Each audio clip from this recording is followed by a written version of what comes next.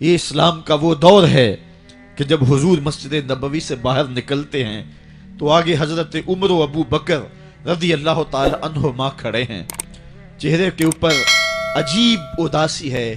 کہا عمر ابو بکر اس وقت کیوں کھڑے ہو؟ عرض کی حضور بھوک نے گھر میں ٹکنے نہیں دیا.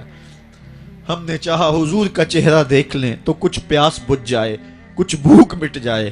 حضور نے فرمایا میرا حال بھی یہی ہے. جس چیز نے تجھے گھروں سے نکالا ہے وہی چیز مجھے گھر سے نکال لائی ہے.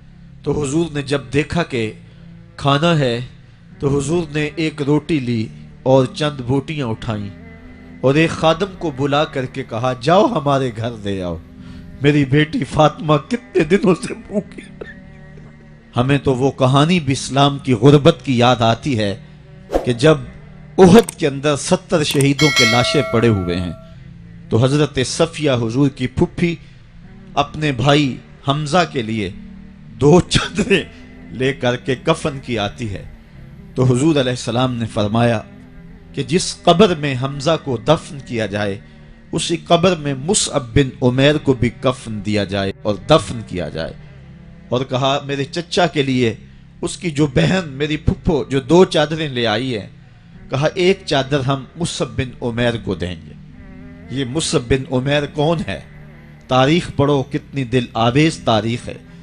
مکے میں ایک امیر ترین خاتون ہے جس کے بیٹے کا نام مصعب ہے، اور وہ اپنے بیٹے کو اتنا خوبصورت لباس پہناتی ہے اور اتنے خوبصورت خوشبو اور عطر اس کو لگاتی ہے کہ مصعب بن عمیر جن گلیوں سے گزرتے تھے دیر تک وہ گلیاں مہکتی رہتی تھیں. لوگ کہتے تھے یہاں سے مصعب گزر کے گیا ہوگا اس لیے یہ گلیاں مہک رہی ہیں. اچھا پھر مصعب پہ نظر پڑتی ہے میرے محمد عربی کی تو مصعب بن عمیر حضور کی زلفوں کا اسیر ہو جاتا ہے. ماں کافرہ ہے، جب پتہ چلتا ہے تو اس کا لباس بھی چھین لیتی ہے، سہولتیں اور آسودگیاں بھی واپس لے لیتی ہے. پھر وہ وقت بھی آیا کہ مصعب بن عمیر حبشہ کی جانب ہجرت کر جاتے ہیں. مکے کے حالات کچھ تھوڑے سے خوشگوار نظر آئے تو وہ حبشہ سے واپس مکے جب پلٹے تو ان کے بدن پہ جو چادر تھی وہ جگہ جگہ سے پٹی ہوئی تھی.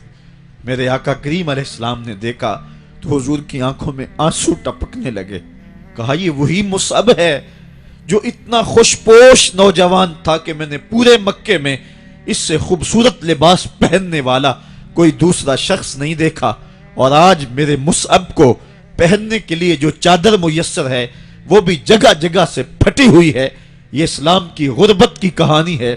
اور آج احد میں یہی مصعب بن عمیر شہید ہو جاتے ہیں اور ان کے لیے کفن بھی دستیاب نہیں ہے. حضور نے کہا جو میرے چچا کے لیے 2 چادریں لائی ہیں ان میں سے ایک کا کفن مصعب کو دے دو نا، اور دوسری چادر سے کفن میرے چچا کو دے دیا جائے. اچھا حضرت مصعب کے لیے بڑی چادر رکھ دی گئی اور حضرت امیر حمزہ کے لیے جو چادر تھی وہ چھوٹی تھی. اگر سر ڈھانپتے تھے تو پاؤں ننگے ہو جاتے، اگر پاؤں ڈھانپتے تھے تو سر ننگا ہو جاتا. حضور نے فرمایا میرے چچا کا سر ڈھانپ دو اور پاؤں کے اوپر اذخر نامی گھاس ڈال دو. میں یہ اسلام کی غربت کی کہانی تمہیں سنا رہا ہوں. جب میرے رسول کے چچا کے لیے پورے کفن کا ٹکڑا بھی دستیاب نہیں تھا، اسلام اس وقت بھی عزت پا گیا تھا. اسلام اس وقت بھی ذلیل نہیں تھا. اسلام اس وقت بھی سربلند تھا، اور اسلام اس وقت بھی عزتوں کی مسند پہ تھا. یہ اسلام کا وہ دور ہے کہ جب حضور مسجد نبوی سے باہر نکلتے ہیں تو آگے حضرت عمر و ابو بکر رضی اللہ تعالی عنہما کھڑے ہیں. چہرے کے اوپر عجیب اداسی ہے. کہا عمر ابو بکر اس وقت کیوں کھڑے ہو؟ عرض کی حضور بھوک نے گھر میں ٹکنے نہیں دیا. ہم نے چاہا حضور کا چہرہ دیکھ لیں تو کچھ پیاس بجھ جائے، کچھ بھوک مٹ جائے. حضور نے فرمایا میرا حال بھی یہی ہے. جس چیز نے تجھے گھروں سے نکالا ہے وہی چیز مجھے گھر سے نکال لائی ہے. چلتے ہوئے حضرت ابو ایوب انصاری کے گھر کے قریب سے گزرے.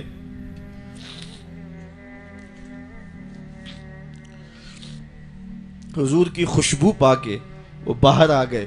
عرض کی بندہ نواز آج میرے مہمان نہیں بنتے؟ حضور نے کہا تمہاری مرضی. گھر لے گئے، چٹائی بچھائی، حضور کو بٹھایا. گھر والوں کو بکری کا بچہ ذبح کر کے دیا، کہا جلدی جلدی کھانا تیار کرو، میرے آقا کو بھوک لگی ہوگی۔ یہ کہہ کے واپس آئے، حضور کے پاس بیٹھے، نظر چہرے پہ پڑی تو گھبرا گئے۔ نکاحت کے آثار اتنے واضح تھے کہ سمجھ آ رہی تھی کتنے دنوں سے حضور نے کچھ نہیں کھایا۔